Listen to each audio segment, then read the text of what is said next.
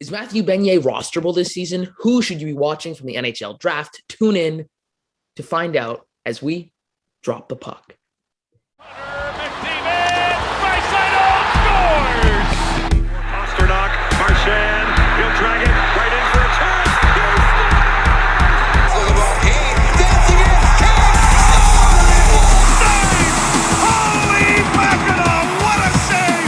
Made by Marc-Andre Fleury. Unbelievable by Austin Matthews. A complete turnaround. We're going to Boston, baby! Hello, everybody. It is your host, Antonio Capos. Today, we are joined by a special guest, Azim Manzoor. He's been in many fantasy leagues with Ben and myself over the past couple of years. He's the type of identity that we kind of needed on the show. A little bit more passion.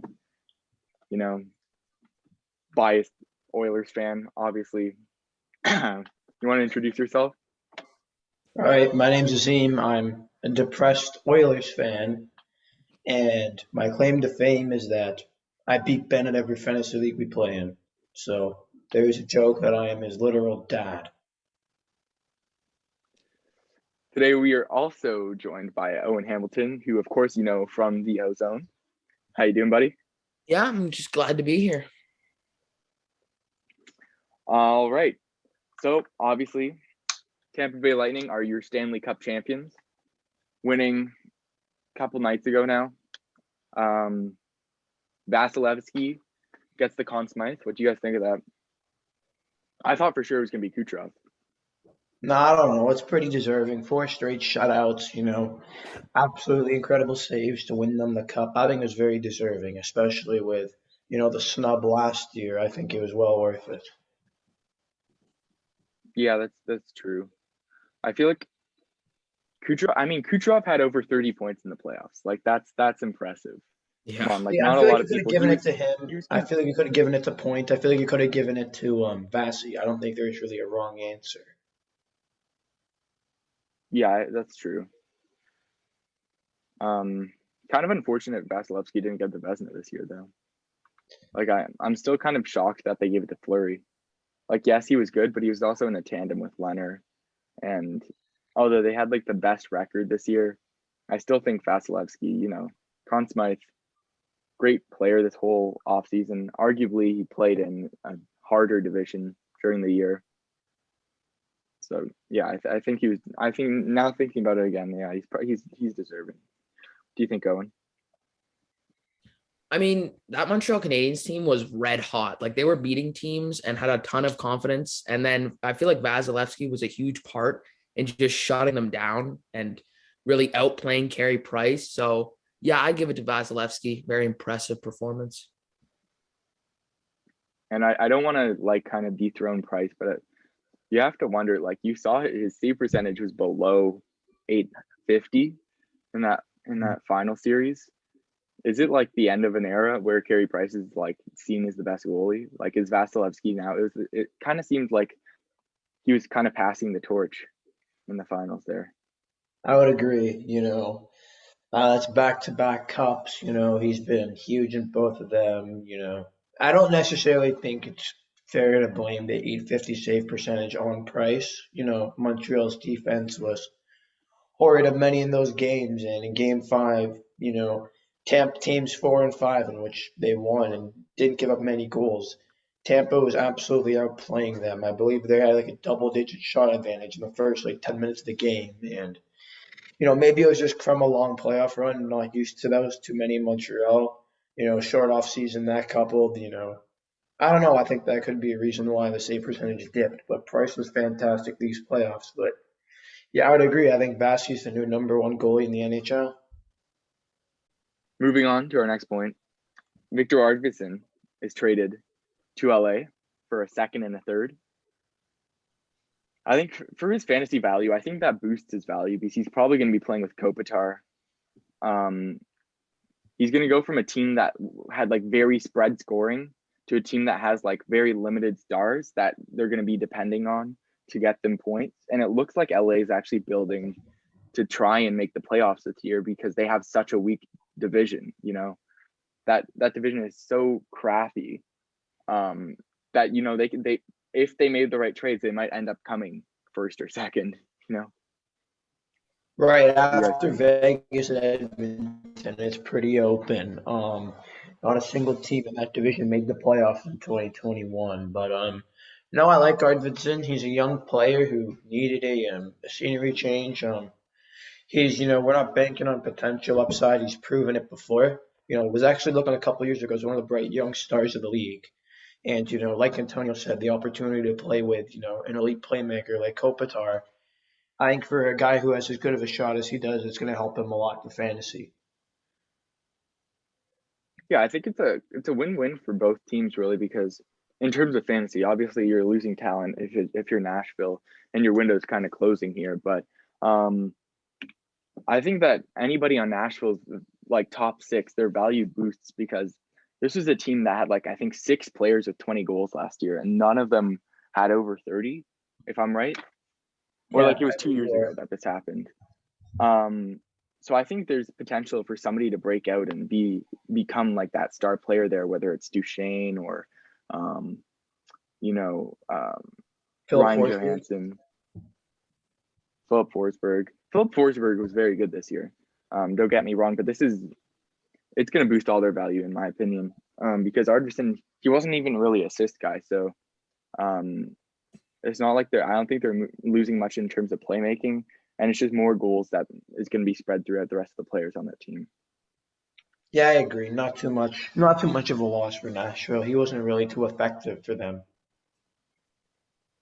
Right. Moving on, Tarasenko requesting a trade earlier this week. Some of the favorites to get him, I think, were LA, like we were talking about. Boston is in the conversation. Other teams off the top of my head, I think that New York was in there in I know the conversation. Oilers were talked about. The Flames were another one. The Canucks, maybe. Yeah, tons of destinations. Like he's been injured for the past couple of years because of that shoulder, and he's making $7.5 million, which is a little bit restricting. But for teams with cap space like LA and Boston now has $30 million in cap space because Rask is up, Krejci's up, Hall's up, you know, they have room for this guy who, like, although he isn't proven in the last 2 years, you know, before that they were calling him Tarasenko Show for a reason. You know, he was on a highlight reel like every week. I remember like coming home and be like, okay, let's watch the top 10 plays of the week. And almost always he was one of the goal scorers that could score from range, he could score inside, and he was just like that all-star talent that like any team wants.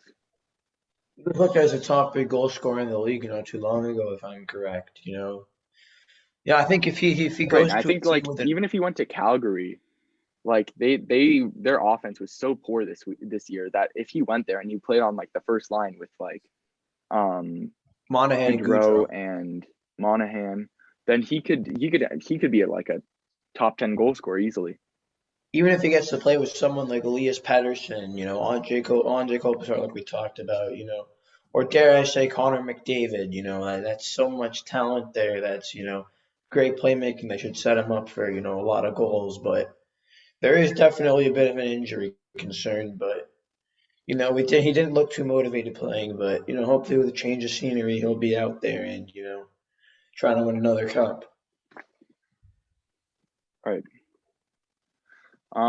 In other news, Yeah, according to Elliot Friedman, he says he would be quote unquote shocked if there wasn't a mutual agreement between Ovechkin and the Capitals regarding a contract extension. He believes it's the same amount of length as Nicholas Backstrom's deal, which, correct me if I'm wrong, I believe that's another 4 years, so that they can end their contracts together and then he can go back and finish his career in the KHL. Again, Ovechkin is he's a top 20 player this year in your redraft leagues. In your dynasty, probably a bit further down because of age, but you're still getting an elite goal scorer who also contributes a lot in shots. and in hits. I mean, So if you think about it, he's gonna be 40 years old at the end of the contract. So depending on how much they're paying him, could be restricting for that Capitals team, especially if they're gonna get rid of Kuznetsov. right. They might be limited on cap space on who they can bring in to help him, like playmakers, for the upcoming years. Right, that's true. You know, Definitely. there's that ambition for him to try and catch Gretzky in the goals record, right? So I'd be watching for that, right? He's been building up to it. He's said it. I personally don't think he's going to reach it, especially because in the last 2 years of it, like he's been in his prime, arguably, like fading, but still, you know, an all-star. And now he's been limited in goals because of COVID. Yeah, COVID I think is going to hurt him, but assuming he's back and playing with Nicholas Backstrom and TJ Oshie on the power play with John Carlson for at least 2 years, I think you're still getting one of the, if not the best goal scorer in the National Hockey League. So In other news, Kucherov apparently has a rib injury. There's been many jokes on social media about him being on LTIR for the rest of this year, and then the same thing happening where in the playoffs next year they bring him back and then they're over their cap. I really think they need to fix that. Like, I personally don't think it's okay for a team $17 million over the cap to win the cup and people just not blink an eye. I mean, good for them for exploiting the rule, but yeah, like you said, I think it's something Gary Bettman needs to address. But just for fantasy value, if the Lightning are definitely a team that have shown that when it comes to the regular season, if their players aren't 100%, they won't be playing. Think of the caution with Steven Stamkos, even Victor Hedman for a stretch last year missed games when he said he could have been out there. So if this is an injury that is going to go into the regular season, I think for me that's enough to take him out of the first round in my eyes. Yes, we can talk about his impressive postseason with a fractured rib, but at the end of the day, in the fantasy value, it's regular season we're talking about. And knowing the Tampa Bay Lightning, they're going to take it very slow with him. So I don't know. He's an elite talent when he plays, I mean, but him playing is a bit of a concern. right. I think they're going to be a little bit more pressured to actually have to play him though next year, considering they're going to have to get rid of some of their depth because, like we said, they are $17 million over the cap. So they're going to be getting rid of players like Tyler Johnson, Blake Coleman, Boudreau down their lineup. So they're going to need to have players playing. And I think that they're going to be forced maybe to bring him in, even if they wanted to keep him out till he's 100%. They might be forced to bring him in a little bit earlier into the season if his injury nags on for that long. I would personally still, in Dynasty League especially, have him in the first round, but I agree with you. If you're doing a yearly redraft, I don't think he is first round worthy just because of the question mark of his health. Yeah, in Dynasty for sure, I think he's worth a first rounder. And if you're a contender, I actually think it's a good window to buy. An owner who maybe trying to offset him. It's decently high value, but I think this injury is going to degrade it a bit. But come fantasy playoffs, he should be more than 100% barring a new injury. And like you said, the Lightning I don't think can hold them out on LTIR because of the pressure that they face this year. Even John Cooper, the coach, said the first thing he said at the press conference was we know this team isn't going to be coming back next year, so. I think that means we're going to see a lot of Kucherov and Stamkos this year. Now, to the Ozone with Owen Hamilton.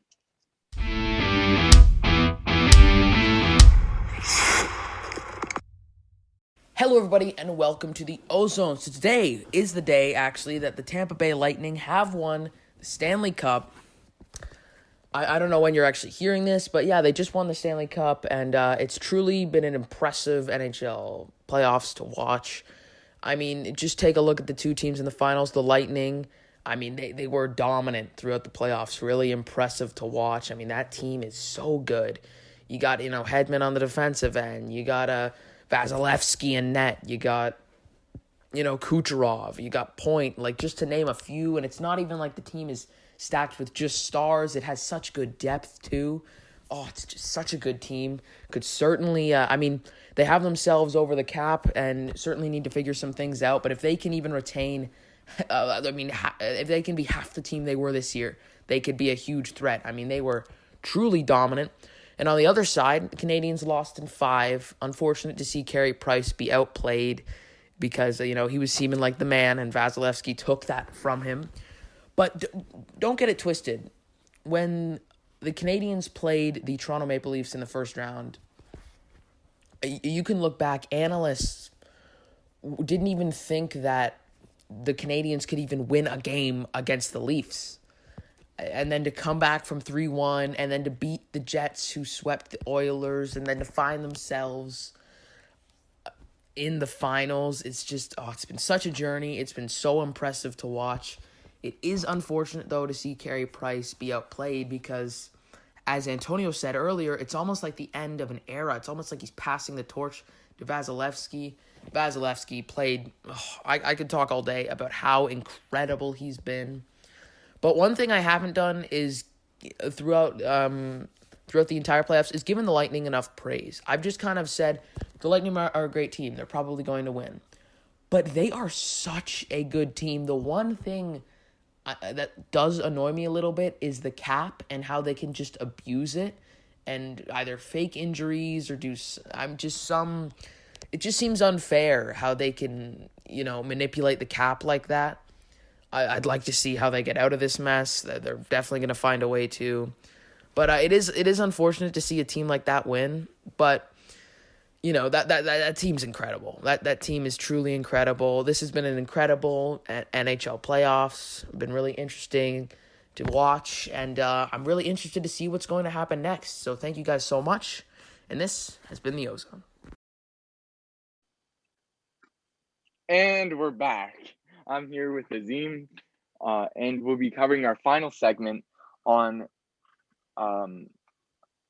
talking about our opinions on where you should be drafting the players from the NHL draft, the 2021-22 NHL draft this coming this year. The Owen Power draft. That's what I'm talking about, if I could actually pick words properly.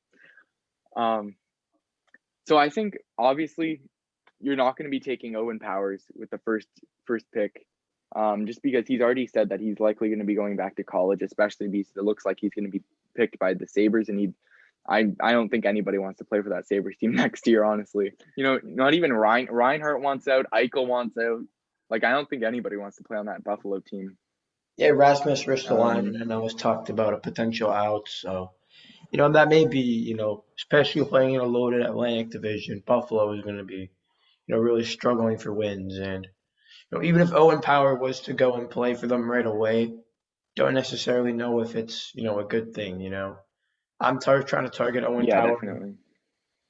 Probably the 5-6 range of a rookie draft, maybe a bit later, depending once we hear more about his college status. Right. And, it's not like he had amazing stats in college. He had 16 points with 3 goals in 26 games. He's a left D-man, so it's not even like he's like a widely sought out right D-man. Right. But I don't think he has too much value. So I think he'd be in my dynasty rookie draft, I would take him around 7-8, just because he's a bit of a question mark so far.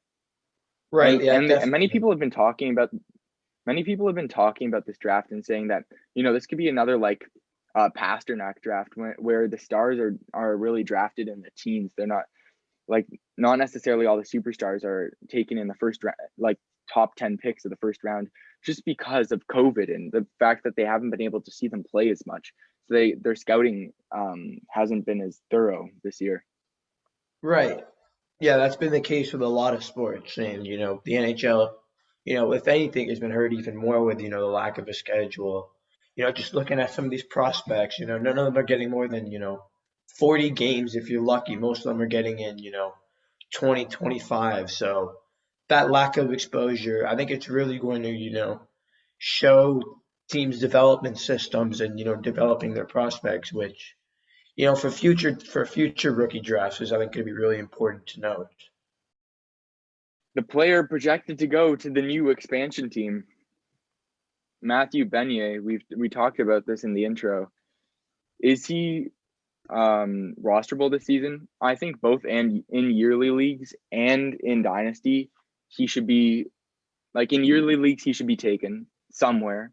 Even if it's in one of the later rounds, he should be taken because that Seattle team is going to be so weak. He's probably going to make the top, like he could make the top 6 in his first year.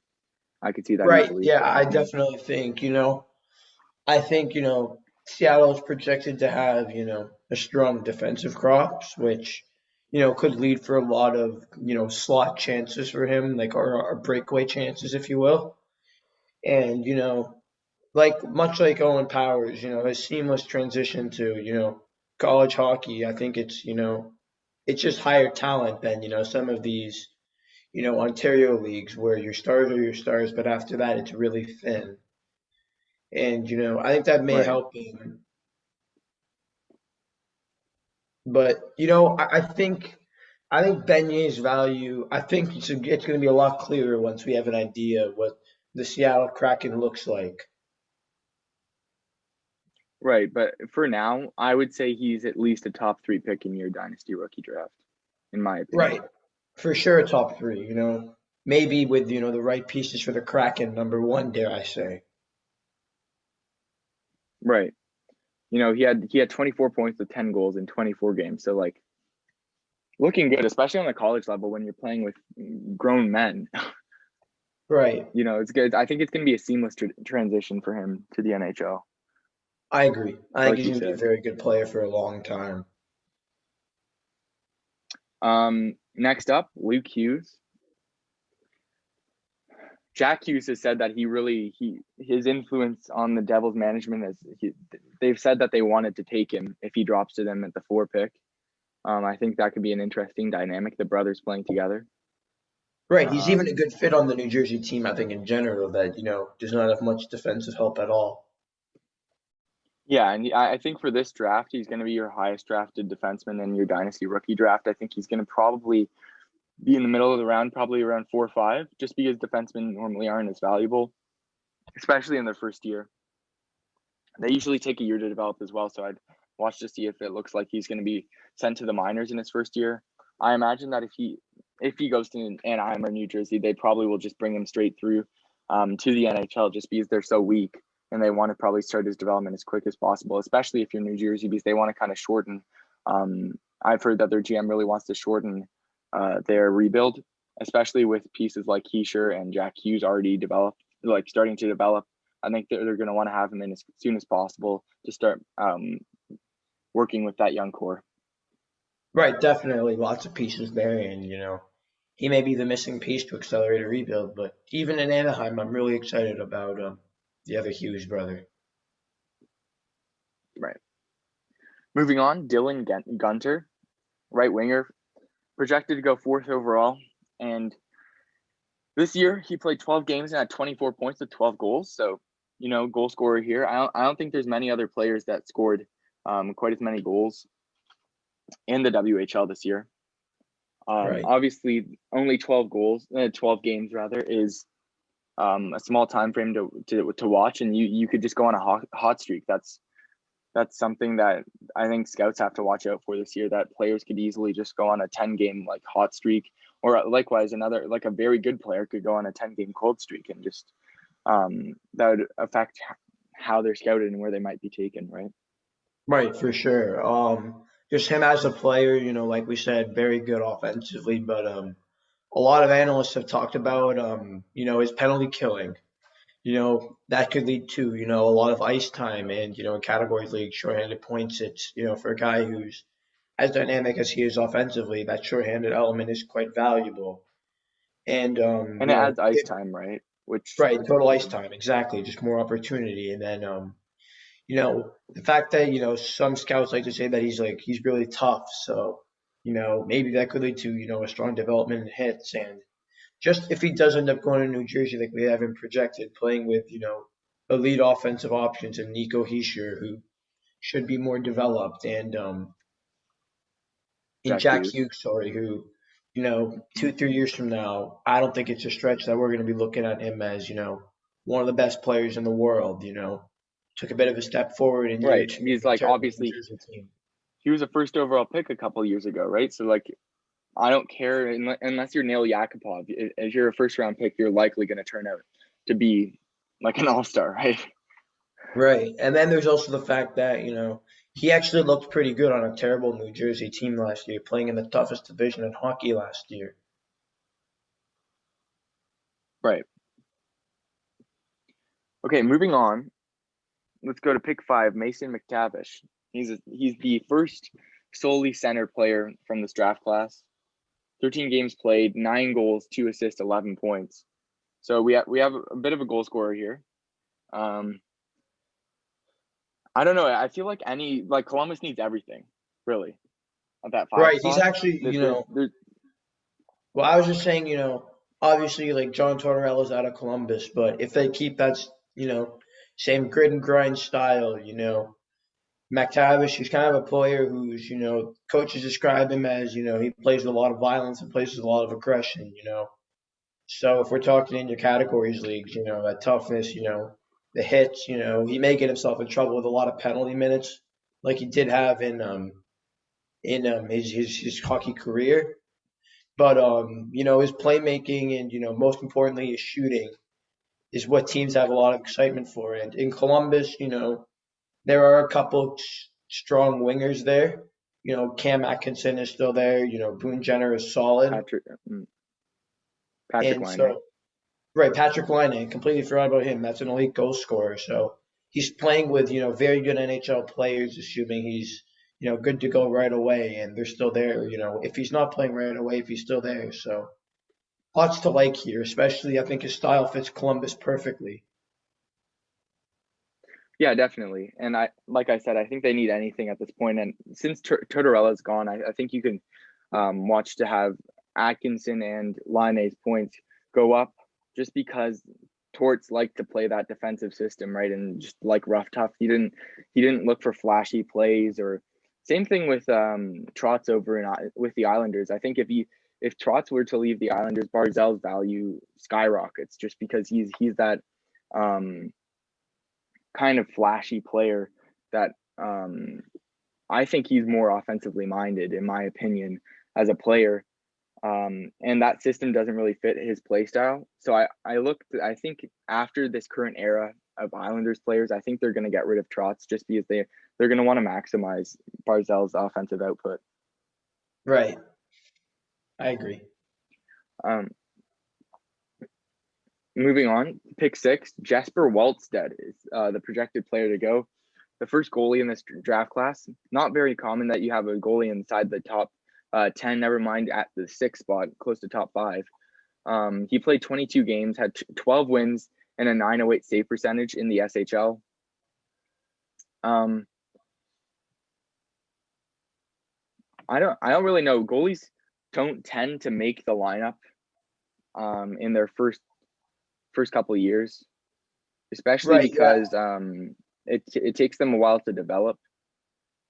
Exactly, and I think in your dynasty leagues, this is something really important to know when drafting. Look at Andre Vasilevsky. He was Ben Bishop's backup for 3-4 years before he took over the number 1 role. And I don't know if it's going to be as long as a wait for Wallstedt, but I don't realistically see him being the everyday guy who's a goalie you can trust in fantasy for minimum 2 years. I think we're talking. Yeah, definitely. With any goalie, like, I don't think I can remember one goalie that went straight from draft class to starter on their team. There's always at least like a 1-year grace period where they're either a tandem in the AHL or a backup.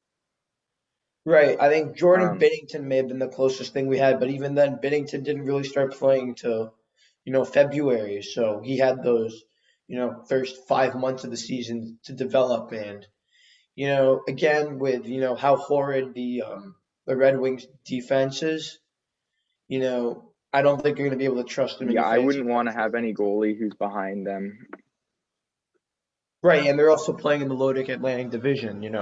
They're going up against Tampa, Toronto, Boston, Montreal, Florida. That's 5 powerhouse teams we're talking about. Moving on, William Eklund with the 7th pick is projected to go to the Sharks. He had 11 goals and 12 assists for 23 points in 40 games this year in the SHL.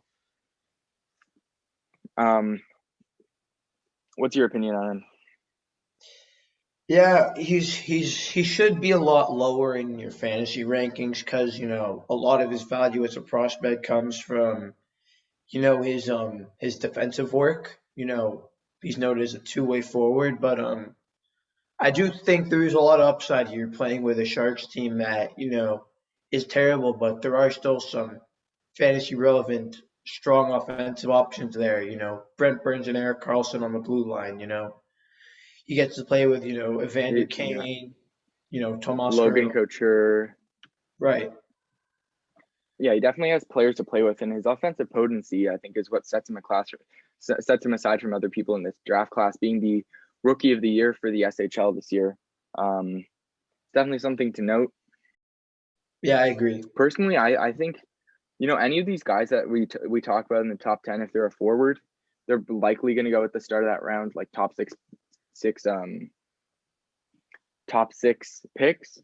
If they're like a more skilled guy, they're probably going to go a little bit higher because those skilled guys usually make the roster a little bit before the guys that are better at the PK, like we were talking about Genter. But I think that he's going to make it either way just because he also has talent. He's just like an all way around two-way player, which basically every team wants. Exactly, especially a team like San Jose who was just terrible defensively last year. Right. Moving on, Brant Clark, right-handed defenseman, supposed to go to the Kings. I personally think that the Kings wouldn't take defenseman just because I think they want to keep building their offense. Obviously, like I said, they're trading pieces. They think that they have a nice prospect pool already, and that they want to accelerate their rebuild a little bit. So I think that you could even look, although it would be it's a bit of a hot take, I think you could look for them to maybe trade this pick to get maybe either a prospect or package this pick with a player already on the team to try and upgrade their talent on their team to try and have more of a winning record this year. Yeah, definitely. I saw some report that the Kings are looking to make a run for Jack Eichel, and if this pick does end up going to Buffalo for Jack Eichel, Clark, who he's a smart puck mover, lots of enthusiasm. I mean, he's a point producer on the blue line, and again, a right-handed shot defenseman, a bit more coveted in today's NHL.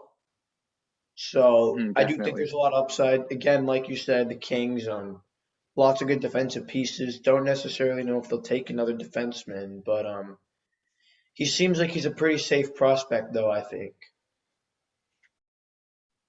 Right. Moving on, Kent Johnson. He played in the NCAA as well. I think a trend this draft actually is that instead of drafting players from the Canadian leagues like the OHL, QMJHL, WHL, they're actually drafting a lot of players from the NCAA and the Europe leagues, just because, like we said, they're going to be playing with men, so the scouts can actually see how they play against bigger players that play more up to the speed of the NHL than the other leagues. Yeah, and then there's also more of a However, because there's less of there's more of a season in the U.S. than there was in Canada because of the pandemic. But just if we look at Johnson as a prospect, he's very flashy, which I don't know if the Canucks would necessarily love right away. But definitely he's a player who I think could definitely be really good right away. The Canucks are they're an up and coming team on the rise. Obviously, lots of young players, Elias Pettersson, Brock Besser, Quinn Hughes, et cetera, et cetera. Lots of talent, I think, right. there. 100%. So, like I said, any of the forwards going in the top 10, I think we have so far 1, 2, 3, 4, 5. This is our 5th forward, so I think he's probably going to go in that top 5. Luke Hughes, I think, could probably go in there as well, just because he's coveted defenseman. Offensive defensemen in fantasy are especially sought out, just because you want to get those fantasy points in your defensive slots. with the 10th pick, Simon Edvinsson, a lefty. I don't think he'll end up going to the Senators because they've picked defensemen in the last 2 years in Edvinsson he's more of a prospect, if you will. There's a lot of decision-making issues there, but he has all the tools. He's got an ideal size. He has great hands, and he's known as an ability to make something out of nothing. So I think, going to a team like, the Canucks maybe, who had a down year, I think, going to a team that, has a much better player development system. He's going to need a couple of years in the minors, which I think hurts his fantasy value right away. More of a stash and hope kind of player.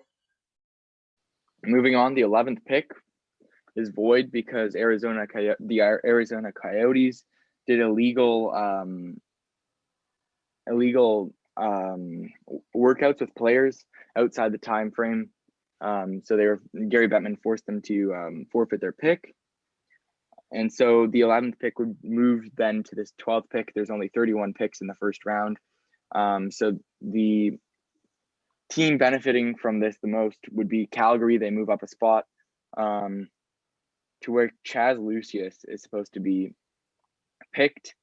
He had 18 points with 13 goals in 12 games this year in the USHL. What are your thoughts?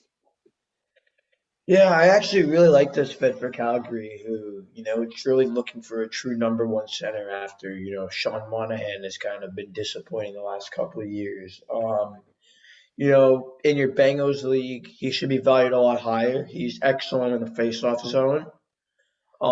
He does have average speed, but, again, his excellent balance and puck protection. It's a perfect complement for a guy like Johnny Gaudreau, who can make a lot of nothing, obviously, impending free agent, assuming he's staying in Calgary. And Elias Lindholm, lots of good winger options there in Calgary. So, who knows? You might be looking at the next Steven Stamkos here, or dare I say, one of the top scorers in the league. Obviously, he's outside the top. He's projected outside the top 10, so don't expect too much. But I would take him with a top 10 pick in my rookie draft this year. Yeah, definitely. Dare I even say, if the landing spots are as good as we anticipate in Calgary, maybe he sneaks in the top 5. If a couple of things go right. Obviously, a lot of high upside, an electric shot, and an opportunity to play with some great players, and Gaudreau and Elias Lindholm. So I'm excited about Lucius. That coupled with his hard shot. It honestly wouldn't surprise me if he ended up being a top 3 player in this draft class. Yeah, right. Moving on, Cole Sillinger is projected to go 13th overall. This is the guy with, I believe, the most points in the draft class. Oh, sorry. There is a guy a little bit later on that played in the USHL who had, he played 51 games and had 85 points. Amazing, Matt Coronado. However, I think he now has the second most points out of anybody in this draft class, if I'm not mistaken. He had 46 points with 24 goals in 31 games. What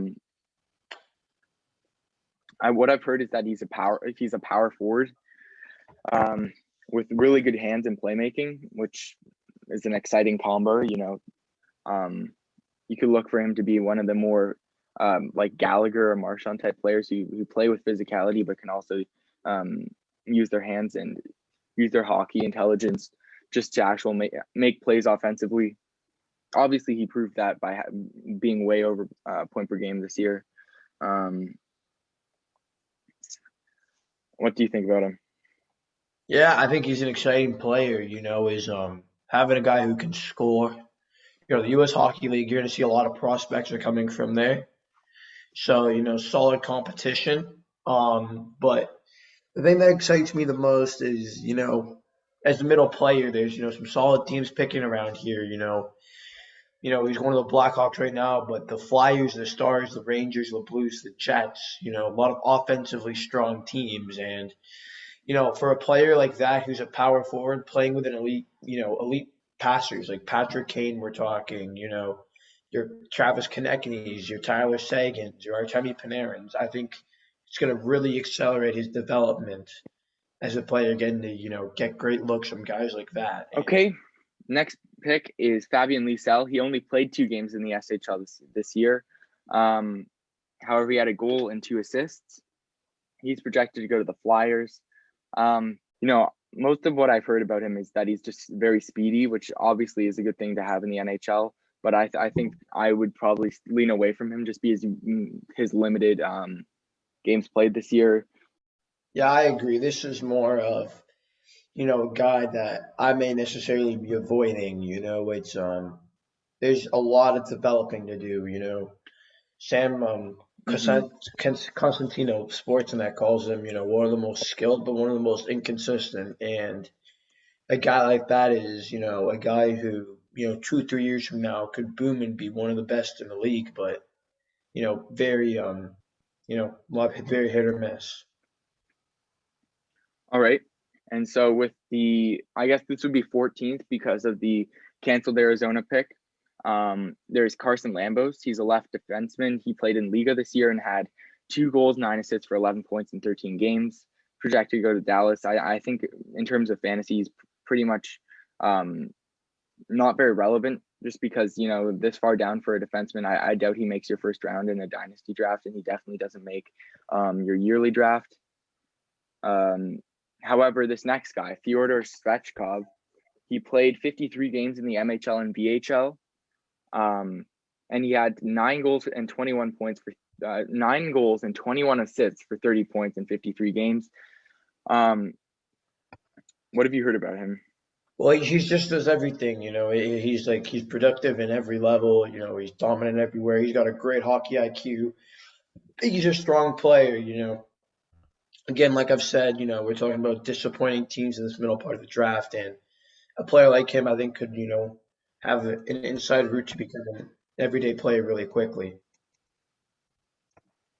Yeah, so I heard from what I've heard, he seems like he's like the Bergeron or Selke winner of this draft class, if you will.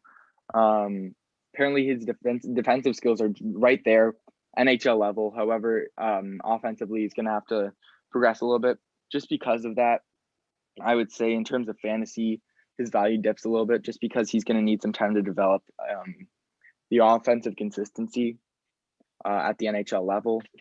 However, he'll definitely be getting lots of ice time because of his defensive play. I agree. Coaches are going to trust him. That's 15 players. Alrighty, that's 15 players from this draft class. I think that obviously in your dynasty draft class, your dynasty draft, you're gonna be drafting majority forwards just because unless it's a Luke Hughes or a who's the other top, Brent Clark. I doubt that there's going to be any other defenseman that from this draft class that has offensive value, fantasy value this coming year because of their limited time on ice and offense. Yeah, I agree. I think that's going to be all for us tonight. We're running out of time here a little bit. So, without further ado, thank you everybody for listening, and be sure to meet us back here next week, same time, same place, when we talk about upcoming free agents and possible landing spots the next time we drop the puck.